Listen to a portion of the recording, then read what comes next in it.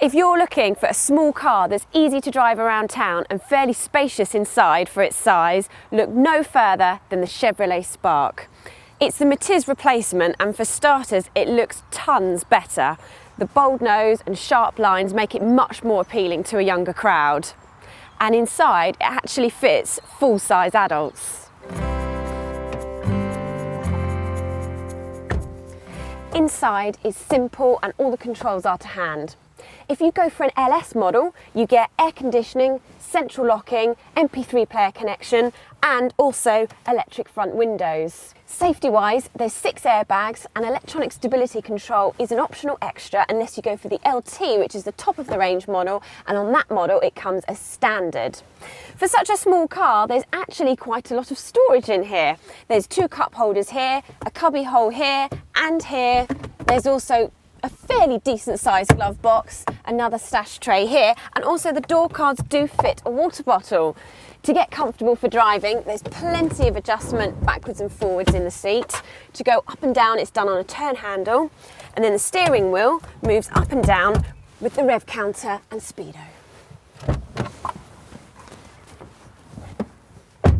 It's actually quite spacious in the back here. It definitely fits 2 adult passengers. There's a lot of headroom and there's also a lot of leg room. And there is a middle seat as well, which would be suitable for a child. There's Isofix on the outside, and in terms of storage, we've got a handy pocket here, and we've got a cup holder so that you can share a drink in the back.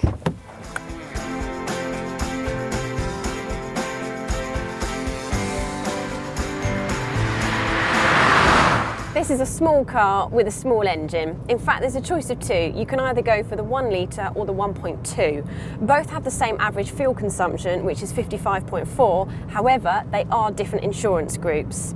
There's no diesel option, but unless you're doing a lot of motorway driving, it's not really necessary to have a diesel option in a car this size. The controls are very, very light. It's very easy to drive, and when you're driving around cities and towns, it's very eager in stop-start traffic. Also, the windscreen is huge, which is great visibility, so you can see the road ahead, and you can also see vulnerable road users such as push bikes. It is fairly driver orientated, and the dash pod is actually attached to the steering wheel and only faces the driver, so the passenger can just get on with, well, being a passenger. The suspension does a good enough job of absorbing the lumps and bumps of the road and making it fairly comfortable. However, there is a lot of body roll around the corners, which does make it feel less composed than its rivals. Where this car comes unstuck is when you venture out of the city and onto a big open road. You have to rev the hell out of this little thing just to get it to keep up with traffic. In fact, on a national speed limit road, the noise of the engine and the road noise is so unpleasant. Also, the steering wheel reach adjustment, or lack of should I say, means that it can be quite difficult for some drivers to get comfortable.